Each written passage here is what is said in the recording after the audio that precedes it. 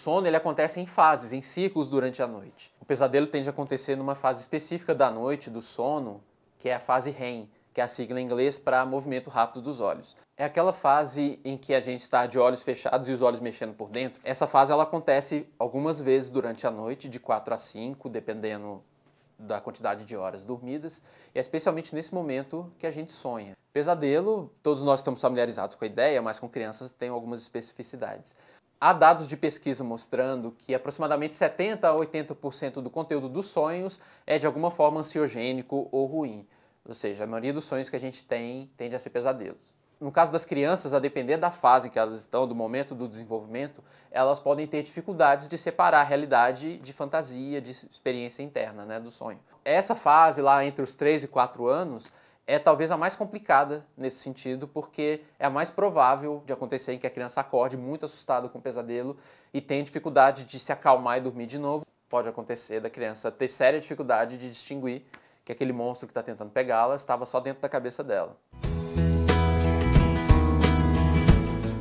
As teorias científicas tendem a entender o terror noturno muito mais como uma espécie de imaturidade do sistema nervoso central da criança, que aos poucos vai conseguir trabalhar um monte de processos que acontecem enquanto ela está dormindo.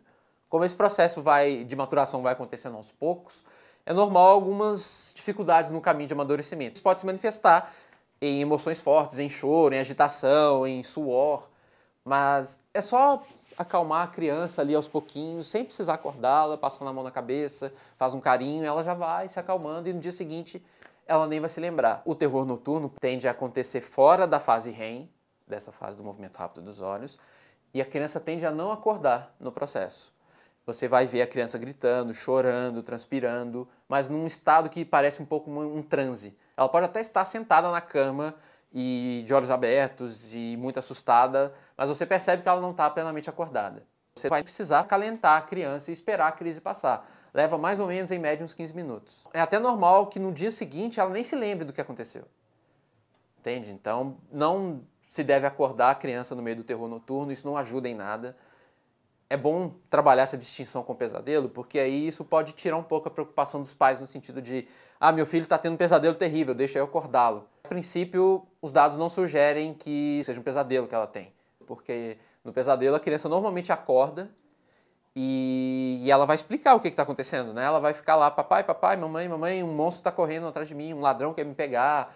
Aí cabe você conversar com ela, explicando para ela que aquilo só aconteceu na cabeça dela, que o homem do saco não estava lá de verdade. Os episódios de terror noturno, eles tendem a diminuir até parar ao longo do desenvolvimento. Como os episódios de terror noturno são relativamente normais em crianças e as pesquisas sugerem que não há grande prejuízo na vida delas por conta disso, isso não vai atrapalhar o desenvolvimento delas, existem pesquisas mostrando que pais que falam dormindo ou são sonâmbulos têm mais chance de ter filhos com terror noturno.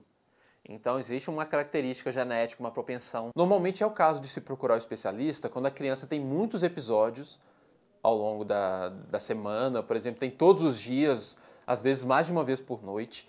Aí você vai começar a notar na criança efeitos parecidos com os prejuízos causados por privação de sono. Então a criança vai ficar nervosa, vai ficar agitada durante o dia, vai ter dificuldade de concentração.